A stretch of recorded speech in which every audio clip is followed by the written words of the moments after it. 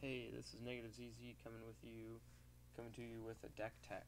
Today's deck is Birthing Pod, but Metalcraft Birthing Pod. So let's start with the lands here.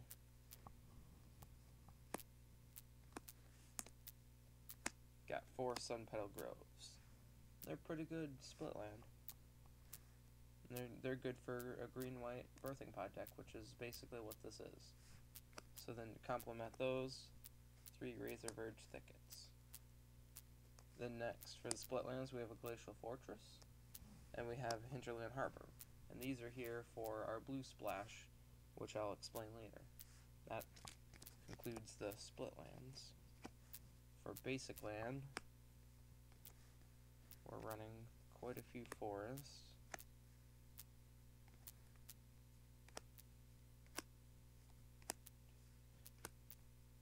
Ten forests,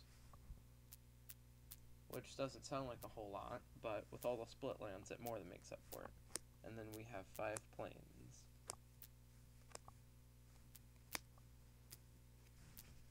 And that makes up our mana base of 24, I believe. Next, we have the star of the show, Birthing Pod. It's 4 copies, obviously. And now here's where our blue splash comes in, Phyrexian Metamorphs. I have 3 of these because not only can you copy a Birthing Pod and have another copy of it, but you can also, if you do that, you can Birthing Pod twice a turn instead of having to wait for another Birthing Pod. But the best part yet is you can Birthing Pod a creature, say you're 6-drop, and then you have 2 6-drops. And then after you do that, you can either get rid of the Metamorphed one, which would probably be smarter in case they bounce it or something, or you can get rid of the real one, or you can Birthing Pod both at the same time if you happen to have 2 Birthing Pods or a Metamorphed Birthing Pod. Now let's move on to artifacts. 2 Copper Mers. They help pay for your green mana cost for your rebirths, as well as a bunch of your other green stuff. And then we have Allomer for your colorless mana. He's kind of like a Birds of Paradise, but a little bit bigger body, so you can block with him and you can like block tokens or something like that. Then we have Mer Superior, which goes great with the Mers, and we'll get into that later. I have other cards in here to pay for it, like birds and whatnot. We have the Quicksilver Amulet, which is really good for getting your big drops out if you happen to get them early. Get the Quicksilver Amulet out, you can get your 6 or 7 drop out turn 5, or even turn 4 if you mana excelled into the amulet. And Mirror Works. Now Mirror works amazing with Birthing Pod, because if you just happen to have the 2 mana, say you have 5 mana on the board, you could just pay the 2 life for the Birthing Pod and you get another one. Which is really decent, because then you can have a whole bunch of Birthing Pods out for way cheap. And you can also copy your Mers, you can copy your Superior, you can copy your Quicksilver, you can copy, say, Wormcoil Engine, you can copy, like, your Metamorphs, you can have 6 Metamorphs. They're pretty good, but that's the rest of the artifacts, which doesn't make a whole lot of sense in a Birthing Pod deck, but since it's a tool deck, or it's a toolbox deck, most of your other cards, you're not going to really be playing them from your hand so much. You'll be Birthing Podding in and out of them. So your artifacts are going to be the ones that you want to keep out in the field usually. But Wormcoil Engine you can get rid of, because you're safe doing that. Now we move on to the green cards. We got the 4 birds. It's essential. And only 1 Laurel, because I have the Mers in. So there's no need to add any more Laurels. And another essential is Acidic Slime.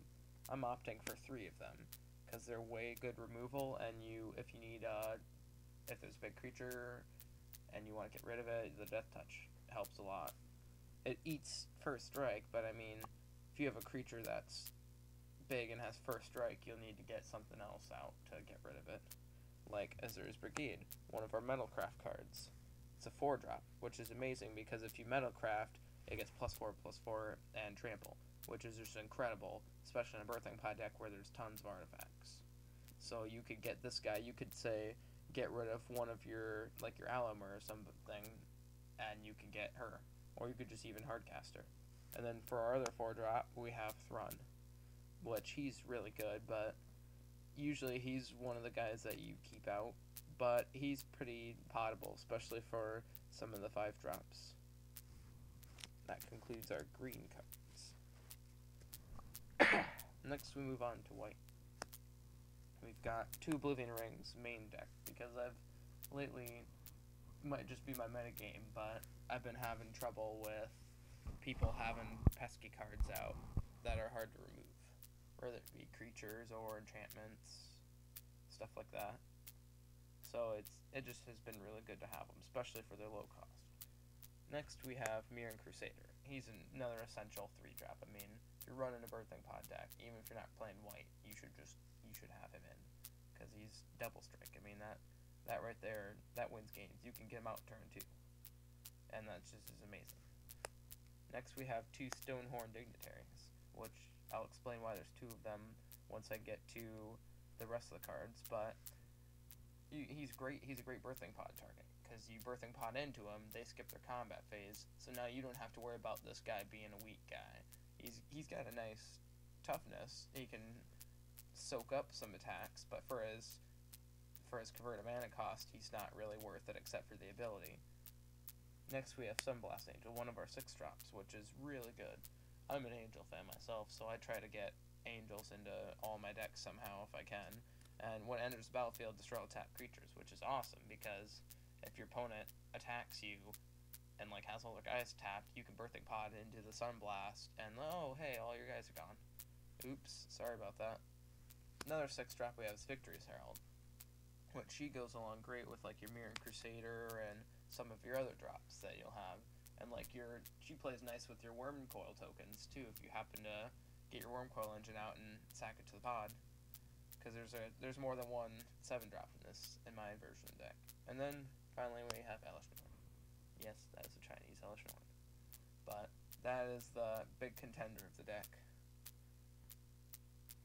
She's a pretty hard hitter, especially the Vigilance. You can mix her with Victory's Herald and have some crazy fun. Give her lifelink and get 10 lifelink flying a turn, just with those 2 on the board. Now we have the miscellaneous cards. There's not very many of them. Sheoldred. Now, this is my substitute for Sun Titan, which I have sideboarded, because this guy, even though he's a 7-drop, what I've run into quite a few times is I'll get the Elesh Norn out, and then it'll just get Doombladed right away. So this is my answer to that. If their board is clean, there's no reason for me to get Elesh Norn out, especially with a blue deck, like a control deck. They're not going to have a whole lot of creatures out. But when they do get creatures out, this guy makes sure that they have to have quite a few creatures out for it to be worthwhile. Next we have Urabrast, which he's really good. When you Birthing Pod, if you Birthing Pod into him, you get a 4/4 haster, basically, because he gives your creatures haste and your opponent's creatures come to play tap. So what you can do is you can Birthing Pod into him, swing with him, and then you can Birthing Pod out of him if you wanted to, if you had 2 Birthing Pods out, or if you had a Metamorph one or a token from Mirrorworks. Next we have our other Metalcraft guy, Jorkadine. This guy and Victory's Herald are just brutal, man. Make your guys fly, lifelink, and +3/+0. That's usually game over for some people. Him and the Victory's Herald could easily be a win condition. You can definitely win with some of these guys without having your big guys out, which is the beauty of Metalcraft. You could have Azura's Brigade and him out and just have a massive trampler for 4 mana, and then you can get it back with Sheoldred if you have to. And also, if your Elesh Norn bites the dust, you can use Sheoldred to get her back out, because you have quite a few 6-drops in here. And finally, Venser. And this guy is the reason for the 2 Stonehorns main deck, because you get this guy out, you use his first ability, just keep exiling the Stonehorn. They skip their combat phase entirely for the rest of the game until you get rid of one of those 2 with non-combat, which is really tough to do. I mean, the Stonehorn, you can Doomblade him, granted, but it's really hard to get rid of stuff not in combat, especially in Planeswalkers and creatures. And that concludes the deck tech for the deck. Now let's move on to the sideboard. first we'll start out with Marrow Shards. This card is so anti-token. This thing will just wipe out token decks. Unless they have, like, maybe Tempered Steel token decks. Maybe, like, Murs and Tempered Steel, something like that. But this card is really good. And also, it can be that last bit of damage you need to kill somebody. Say you chump block a 2-2 guy or a guy with 2 toughness. Then they're like, oh, okay, I'm fine. But then you slap down Marrow Shards, and oh no, my guy's gonna die now. Next card, Purify the Grave. It's a really strange card to have, but that's why it's sideboarded, because it's really good against graveyard decks. Especially with blue-black control running Snapcasters. Oh, hey, I'm gonna play this Snapcaster. Well, in response to that, I'm gonna play my Purify the Grave and get rid of that card that I know you're probably gonna get. And then also, even better, is the flashback is the same cost as cards, so you might have planes open, they might have forgot you had it in your graveyard, and you can just flash it back. Just, oh, hey, guess what? Taking that card out of your graveyard. Sorry, guy. Next, we have a third Oblivion Ring in the sideboard. These things, sometimes you have to go a little bit less creature and more control and stuff like that in this deck, because sometimes aggro decks will really ruin your night. Like Curse of the Stock Prey, I think it is. That's a pretty big contender. And since it's so cheap, you usually don't have your 6 slimes out fast enough to get rid of it before it starts doing damage. But with the Oblivion Rings, you can usually have them out 2 or 3 turns tops. Then we have the Sun Titan. And it's sideboarded because it's a 6-drop, and usually when I get to my 6-drop, the Sun Titan doesn't help a whole lot. Because then once I go from him to the 7-drop, then usually it's pretty close to me winning the game. Or I'm doing really good already to where I wouldn't need that 3-drop again, or that 2-drop, or whatever I sacrificed earlier. It's decent, but for the way this deck runs, it's not really worthwhile to have it main decked. Divine Reckoning.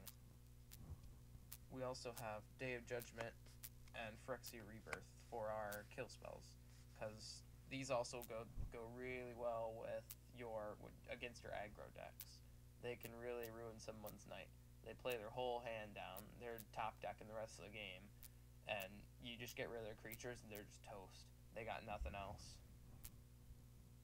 And Rebirth is really good against token decks as well, because you get a big fatty guy. It's a little costly, but with your mana ramp, you should be fine.